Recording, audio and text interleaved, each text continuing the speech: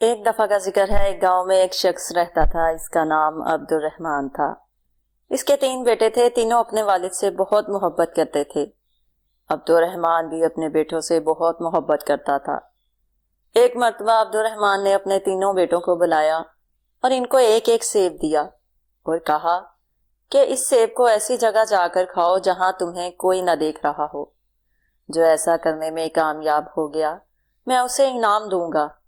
تینوں بیٹے والد کو اللہ حافظ کہہ کر ان سے دعائیں لے کر گھر سے نکلے۔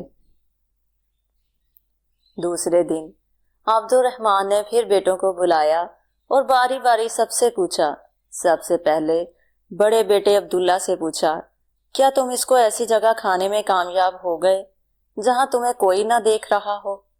عبداللہ نے جواب دیا، الحمدللہ ابا جان، میں نے وہ سیب ایک درخت کے پیچھے جا کر کھایا، وہاں مجھے کوئی نہیں دیکھ رہا تھا۔ پھر عبد الرحمن نے اپنے دوسرے بیٹے سے پوچھا، یوسف تم بتاؤ تم نے کیا کیا؟ یوسف نے کہا، ابا جان میں وہ سیب کمرے میں بند ہو کر اندھیرا کر کے کھایا اور مجھے یقین ہے کہ وہاں مجھے کسی نے نہیں دیکھا۔ عبد الرحمن نے تیسرے بیٹے سے پوچھا، سلیم تم نے کیا کیا؟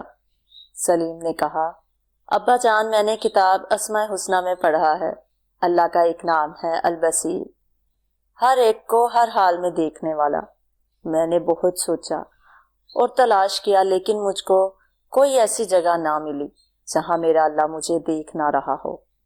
اللہ تو ہر جگہ دیکھتے ہیں، اس لیے میں سیب نہ کھا سکا۔